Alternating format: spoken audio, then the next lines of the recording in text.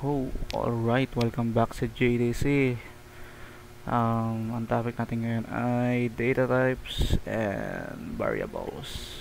Ayan, yan ang topic. So, gawa muna tayo ng folder. New folder.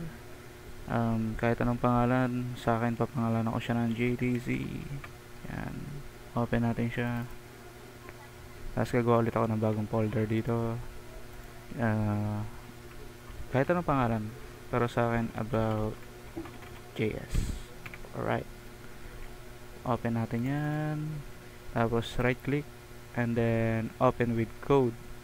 Kung wala ka nyan, click mo na lang tong Visual Studio Code or dito sa sa Windows. Ayan, type mo lang dito BS, ayan, click mo yan. Ayan, bumukas na. Tapos click mo yung file, open folder. For example, wala pa tayo nito, halimbawa lang naman. Yan, punta ka lang ng desktop. Yan, desktop, click mo yung ginawa mong file, double click mo, tapos click mo tong about JS. Kung ano man yung ginawa mong pangalan dito, yun yung i-click mo. Yan, select folder. Ayan, nandito na tayo sa loob. Since sa JS lang naman yung papaandarin natin, pwede naman natin idaan sa Chrome, gagamit tayo ng HTML, pero gusto ko talaga i-focus lang to as tawag dito, JS lang muna sa ngayon. So dito lang tayo focus sa console o yung terminal. Ipo-full screen ko to. Gawa tayo rito ng bagong file. Ito sa inyo, I think iba yata to. Kung daw nagkakamali, nakaganto yata yan. Paano ulit palitan to? Ito, activity bar. Saan ba ito naka-default? Alam ko naka-default to dito eh. Tama ba? Hindi ko maalala, pero basta parang ganito yan. Anyways, kung ano naman yung makita yung sa screen, dito ata to eh. Hindi pa. Pero yun, click nyo lang tong plus or new file. Yan, pangalanan nyo lang ng kahit ano, like test or sample or name mo. Name ko yan, pero sa ilalagay ko lang index, tapos tooldoc at saka yung extension name. Laging napaka importante nun. Pag sinabing JS, meaning JavaScript. Pag sinabing HTML, naman yung hypertext markup language. Pag sinabing CSS, cascading style sheet yan, pero JS tayo. So yun, index at JS, click natin yan, tapos open mo yung terminal mo dito. Pag open nun is view, check na natin kung nandito. Eto, terminal, control at saka yung backtick. Yung backtick may kita mo yan sa keyboard, diba? Sa keyboard mayroong escape, sa baba ng escape parang may backtick dun. Tapos click mo yung control, pagsabayin mo silang dalawa para magbukas yung terminal. Pero pag di mo talaga alam, click mo lang tong view, open mo tong terminal. Yan, ayan, naka-open na siya. Ayun yung terminal. Sa inyo iba to, tingin ko iba to. Baka sa inyo ganito siya. Ano ba yun sa inyo? Siguro naka-command prompt yung sa inyo, yan, katulad yan, nakaganyan. Sige, ganito yung gagamitin natin para patas. Or yung iba, maaari naka-PowerShell yung iba. Baka nakaganito. Yan, nakaganyan. Pero kahit ano pa man yan, pareho lang naman. Ang pinagkaiba lang nila is yung mga command. Pero ang importante lang naman dito, kasi yung kailangan lang natin is yung paglogs lang ng mga ginagawa natin. So doon sa previous video, dinownload natin yung Node.js. Yun yung gagamitin natin para i-run yung JavaScript natin. So simulan natin. May dalawa akong topic muna. Yung pinaka-topic ko muna is yung comment, kasi gagamit ako ng comment dito. Merong single line na comment, ayan, dalawang forward slash, tama ba? Forward slash ba tawag yan? Tapos merong multi-line na comment, which is yung forward slash, tapos yung asterisk o yung star, tapos star ulit, Kaso autocomplete kasi sa akin eh. Pero ganyan yung itsura. Yan, tapos i-enter mo lang. Ayan, magiging ganyan na siya. Ayan, naka-multi-line na, diba? Ito ginagamit to pag ano, pan-document. Kasi ba't may comment? Ang comment kasi hindi nakikita to sa code. I mean, sa browser. Diba, pagka gusto mo mag-iwan ng code dito na, for example, may code ka dito. May code ka dito. Tapos gusto mong yung mag-iwan ng comment dito. Yung code na to ay nagre-return ng string. Ayan, pwedeng ganyan. Pwede mo sabihin ganyan. Anyways, ayan. So, single line muna kasi ang topic natin ay data types and variables. Oops. Variables. Unahin natin yung ano ba unahin ko? Variables muna, pinakamadali. So, variables.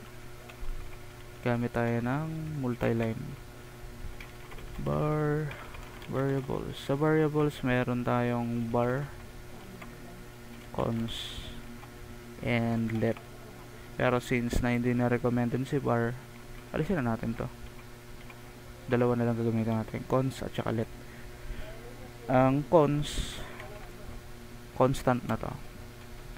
Meaning, hindi na siya napapalitan.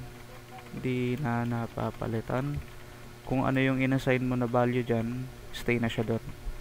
Yung let naman, hinahayaan ka niya makapagpalit ulit ng value kung ano yung inassign mo doon. Nakakapagpalit. Example natin. Ito yung una. Yung una is yung cons. Tapos variable name. Kung ano yung pangalan ng variable mo. Ano bang maganda? Pangalan ko. Yan.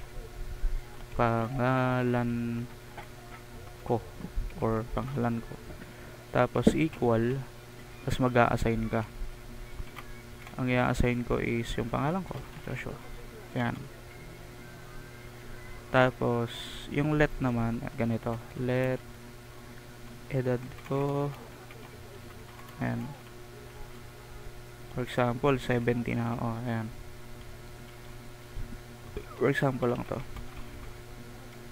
Ayan. Tignan natin. Try natin i-access yung cons. Ito, ano to variable to. Ito naman yung variable name. Ito naman yung, ano tawag dito? Ano tawag dyan? Tapos ito yung inassign mong value. Kami tuturo ko to kung para saan tong quotation na to. Tapos bakit ito walang quotation. Yung ganun. Anyways, try natin i-access yung pangalan ko. Nga pala. May papakita pala ako isa. Tools for checking or methods. Madalas natin gagamitin ay ano bang madalas natin gagamitin? Madalas natin gagamitin dito is console.log at saka yung type of. Yan. So ngayon ha-accessin ko yung pangalan ko. Hindi, console muna natin. Console.log pangalan ko. Yung console.log ilalogs niya yung kung ano man yung ipasok mo sa kanya. Kung mapansin mo ito, console.log, tinawag mo siya, then binuksan inano mo yung open parenthesis at saka yung closing parenthesis. Kaya kung mapansin mo, tumatanggap siya ng kahit ano na data. Pwedeng object, pwedeng string, pwedeng number. Example, pwede akong maglagay ng ganito. Hi, ako si Joshua. Ako si Josh, yan. Pero since may variable na ako rito, yung variable ko na lang gagamitin ko. Kaya ilalagay ko na lang dito is pangalan ko. Save natin. Pag save, Control S or dito, click mo tong file. Ayan, Control S, kita naman. Save, ayan, save na. Ngayon, para maran natin tong console log, na alala nyo pa ba yung node kaninang in-install natin? Lalagay mo lang dito node sa terminal. Ayan. Node. Lakihan ko kaya to. Lalakihan ba? Ayan. Laki masyado. Node. Tapos space. Pangalan ng file. index.js, index.js, enter. Okay, wala siyang node kasi oh fuck, kailangan pala natin ng git bash, sorry. Sa git bash nga pala to gagana. Di pala ako nagawa ng video na ito, no? Nagawa ko ng separate video. Anyways, git.js, sorry, index.js. Ayan, kita nyo Joshua, diba? Bakit di pala mag-run sa inyo to? Kasi wala kayong git. So gawa lang tayo ng ano, sa Chrome na lang natin patakbuhin to. Sundan nyo yung gagawin kong video. I mean, eto, gawa kayo ng bagong file, pangalanan nyo ng index lang din, tooldoc.html. Tapos X mo na tong terminal. Tapos ilagay mo rito yung exclamation mark. Oops. Exclamation mark. Ayan. Enter. Ayan. Gumawa siya ng boilerplate ng HTML. Tapos dito sa ibaba or sa ibaba na itong title, lagay mo rito script. Ayan o. Enter. Ayan. Tapos dito, pagkatapos ng letter T, lagay mo ng space, source, tsaka mo ipasok yung index. Ayan. Ayan, okay na siya.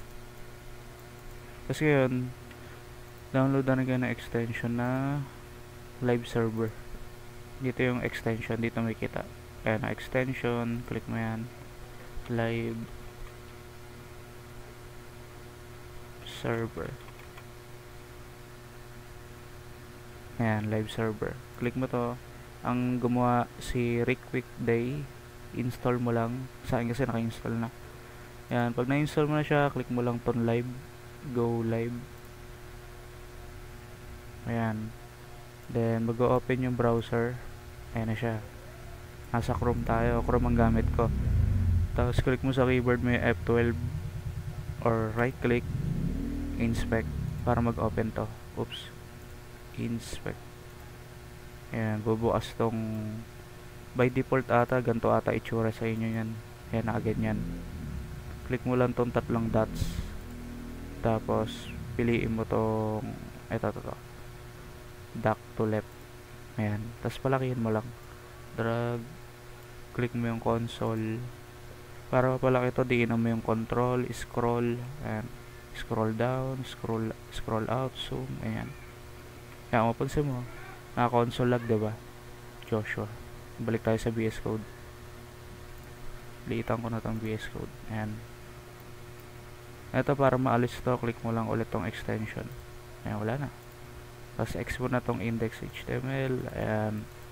Ayan, mapansin mo, kinonsole lag ko yung pangalan ko. Huwag na tayo sa terminal kasi wala kayong git. Hindi ko nasama sa video yung pag-download nun. Ito, refresh natin. Ayan o, Joshua. Katulad ng sabi ko na pwedeng kahit ano ipasok mo dyan. Copy ko ha. Copy. Control B para ma-paste. Ayan, tapos pasok ka lang dito. Ako si Joshua. Ha ha ha. Save natin ulit. Save. Balik tayo sa Chrome. O, diba? Ako si Joshua. Ha ha ha. Ayan. Sabi rito index 19 at saka 18. Ang pangalan ng file index.js, which is eto naman yung 18, eto naman yung 19. So tama lang. So anyways, doon na tayo sa pinagkaiba ng let at saka ng cons. Yung kung mapansin mo yung pangalan ko naka cons. Ngayon, pwede kasi natin i-modify yung laman yan. Yung laman nito is Joshua, diba? Tingnan mo mangyari. Pangalan ko equals, papangalanan ko siya ng Bruce, for example Bruce. Tapos pasok rin natin sa variable, pwede yun. Lagay tayo dito ng for example, pwede ba yun? Hindi, kung ibaba na lang natin to, ito. Yan. I-cut natin, dali natin dito sa baba, paste natin dito. Ayan. Kasi, ang mangyari niya, pag nagbasa ng code, ito muna una, ito sunod, ito sunod, ito sunod, ito sunod. Ganun siya magbasa. pababa. Save natin ulit. Tapos tingnan natin dito. Ako si Joshua. Bakit yung pangalan ko hindi gumana? Kasi hindi pwede yan. Kasi nga cons siya. So kung ano yung inassign mo rito, constant na siya, hindi mo po pwede baguhin. Usually dapat mag-error to eh. Pero tinan mo, pag kinopy ko ulit to, copy, Control C, tapos sa baba dito ng ito, yan, save natin. Mapansin mo lalabas to. Ayun o, Joshua. Pero pagdating na rito, kung kailan ko siya pinalitan, di na gumana. Kasi nga, nakakon siya.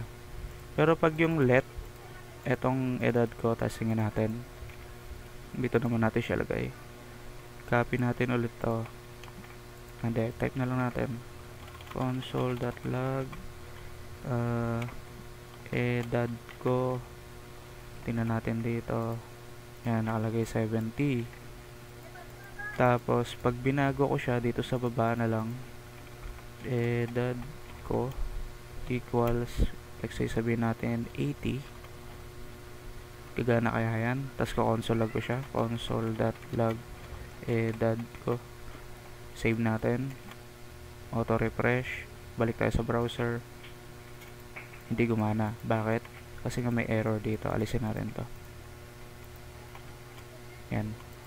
Ayan. Save natin ulit. It should be working na. Ayan na, diba? Kaya kasi nagtuloy dito. Kasi pagka may error sa taas, hindi niya nababasahin yung kasunod. Parang ito na yung i-return niya. Yung error na to. Pero nung kinoment ko, again, yung comment, pag naglagay ka ng comment, meaning hindi siya makita sa browser. Kaya safe maglagay ng comment. Tignan ko, pag binalik ko to, diba, binalik ko ulit yan, ayan, sinave ko, mawala yan, o diba? Hindi ko na makita yung 80. Kaya dapat pag may error, tanggalin natin, or i-debug natin, ayusin natin ganun. Pero ayan, tatanggalin ko siya, ayan, nabago yung ano, yung age. Ito yung edad ko. Ayan, so yun, ang pinagkaiba ng cons, hindi nababago yung laman. Yung let naman is nababago yung laman. Pero yung name, I mean yung variable name, yun pa din.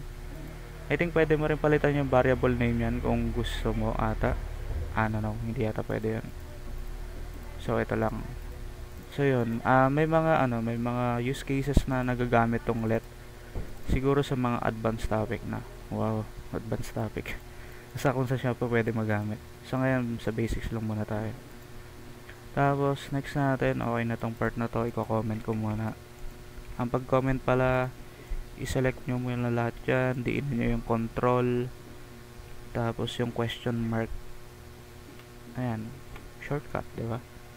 Ang next natin ay data types. Data